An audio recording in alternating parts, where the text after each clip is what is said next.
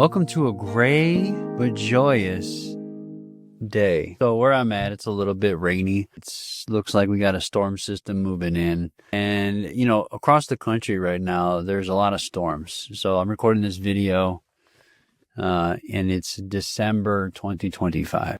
It's actually the last day of December 2025. And I want to reflect. I want to reflect on the good, the bad, the indifferent, the ugly. What does that even look like as we move into 2026? How do we reflect on what we went through and not just focus on, the blessings and all the good things that we had to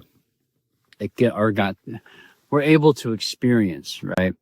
But what about the not so good things? What do we learn from those not so good experiences? How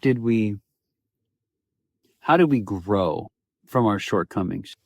Things in our life did we experience that did not go the way we thought it was going to go, and then turn back in hindsight and realized that we actually learned something from it. We came out of the storm higher and better off than before we went in. When it should have been, in the natural sense, it should be the other way. We should have been coming out of the storm worse than we went in. Like a hurricane. What happens when a hurricane hits? The winds come and they tear through everything, right? And there's just chaos, there's destruction. But at the same time, there's a calm that happens, right? So in the natural sense, there's a calm before the storm, right? Calm before the storm. Well, in a biblical sense, I can tell you that my experiences have been that there's a calm in my life after the storm. And I'm going to explain to you why. So when something doesn't go the way that I thought it was supposed to be, or how I wanted to control the situation. Because, as humans, we're really good at trying to control everything. When the Bible clearly says to trust in God and not on your own understanding, in all your ways acknowledge Him, and He shall direct thy paths, right? You need to acknowledge our Father in heaven if you call yourself a believer, right? If you call yourself a follower of Jesus Christ, then the acknowledgement of that trust is very important, right? So and I digress. The reason I said that there's a calm in my life as a believer after the storm, hopefully yours too, is because I am able to reflect and recalibrate where I went short and how I can do better at it. The calm after the storm is the peace that surpasses all understanding. And in 2025, there was quite a lot of storms in my life. I built and I managed. I learned a lot. I learned how to establish a business. I learned what it's like to grow and learn and become excited for things, right? I learned what it was like to help others. I learned what it was like to share in the pain of others and to grow and to understand what certain things about avenues of business are, and licensing and all these things that come along with building a business, right? I learned all that. I grew from all that. But it wasn't all without stress, turmoil, chaos, confusion, sleepless nights, wondering, what did I do wrong? How did I go wrong? What could I have done better? And all of these things, right? They played a factor into my 2025. Did I have a lot of blessings and tremendous blessings? Obviously, absolutely. One of them is being able to come on these platforms and share my heart. And so I had to truly understand that I had to take the good with the bad. It wasn't all puppy dogs, kittens, and butterflies. There was a few times where my faith was tested. More than a few times my faith was tested. More than a few times my faith was tested, and I wanted to call it. I wanted to say, you know what? Why am I going to take this any further and continue to, you know, focus on this or build on this or, see this to fruition? Because it was very taxing and time consuming to build this business, right? But here's the thing. It didn't work out the way I thought it was going to work out. And the crux of the story is not so much the chaos, the confusion, the drama, the stress, it could have went one way, could have went the other. It's the fact that I was able to look back upon what I dealt with, how I built things, how it went, what I learned, the structure of it all. But I'm able to look back after I came out of the storm and I had a calm and a peace that surpasses all understanding. That is because I knew that God was still in it. I knew that God was still in the storm. He was in the joys. He was also in the pains. You know why I know this? Because his word says he will never leave us or forsake us. He says that in all your ways acknowledge him, he shall direct thy paths. In the whole sense of what I was doing and everything in the building of the business, I knew that he was in fact going to direct my paths. And when that happened, when I had that revelation, when when the storm was done and it looked like, there might be a glimmer of hope. There was a clearing, so to speak, right? After this storm that happened. And I'm not going to lie. I had some wounds that I had to lick. I had some hurt. I had some, feelings of failure. I'm not like, okay, this should have worked out differently. But the enemy, our adversary that prowls around like a roaring lion seeking who he can devour, was 100% at my brain, at my mind. And that I wasn't good enough, accusing me of not being able to fulfill, this and that. If I just had more faith, if I just this, if I just had that, really putting a lot of doubt on myself in who I was in Christ. I saw that attack for what it was. I saw what he was attempting to do, and he was trying to derail my faith. And I took a few to the chin.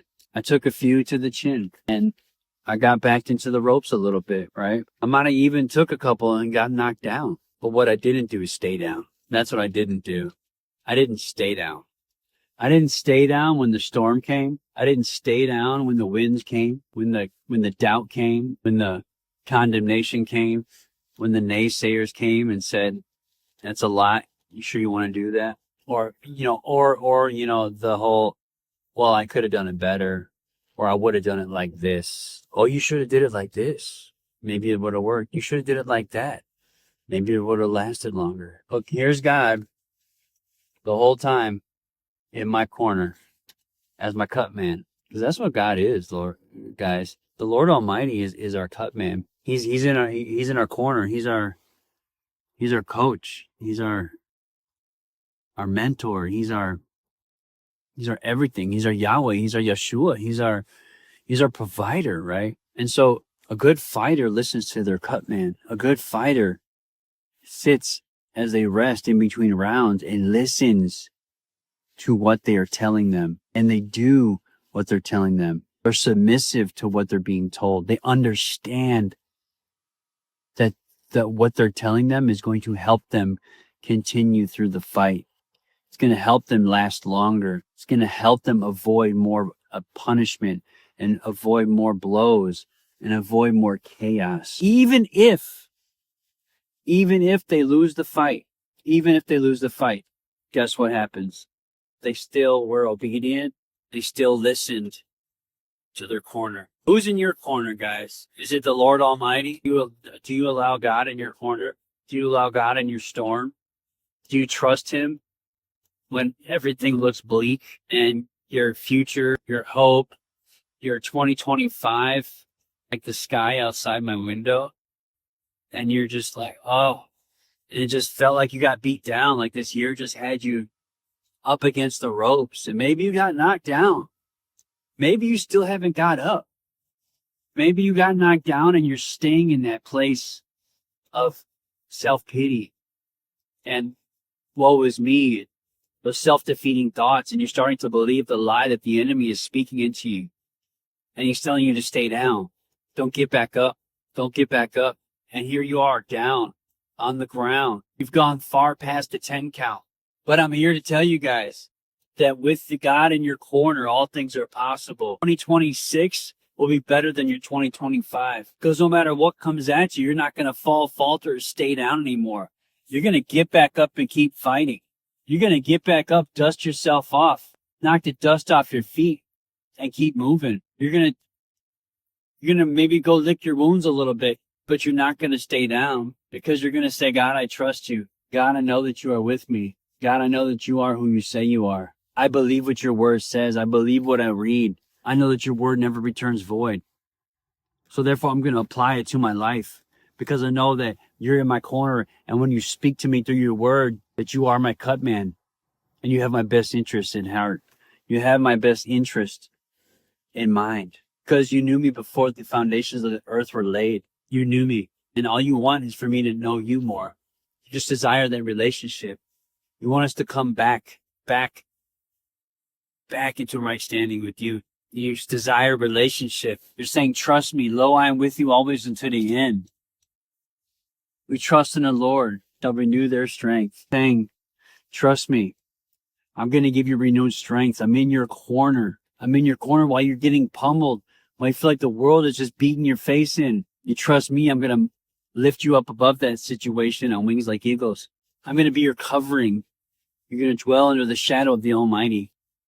Great is it to know that we can fall into the hands of the Lord, to know that He is with us always until the end. Even if your 2025 was a bit scary, even if your 2025 didn't go the way you thought it was going to go, we have a God in heaven, we have a Father in heaven who loves you dearly, and He wants to see you do nothing but have a good life. He never said it would be an easy life, but of course a father wants their children to have good lives, guys. Ones that build and are filled with love and laughter and cheer, and being able to learn from their mistakes and trust in that good Father. Trust when He's in their corner. When that still small voice speaks to you like a cut man does in a boxing match. Why do you think they're in their ear? Yes, it's loud in there. I get that. But they're in their ear. God is with you, lo, until the end. Trust Him. Believe in Him. 2026 is going to be better than your 2025. You know why? Because you have faith and you have God in your corner. Believe Him. Trust Him. He will direct your paths. Once again, this is God Facts Podcast. Please like and subscribe. I hope you got some value out of this. I know it's not the most profound message or, everything like that, but it's the truth, and the truth shall set you free. Love you guys. See you in the next one.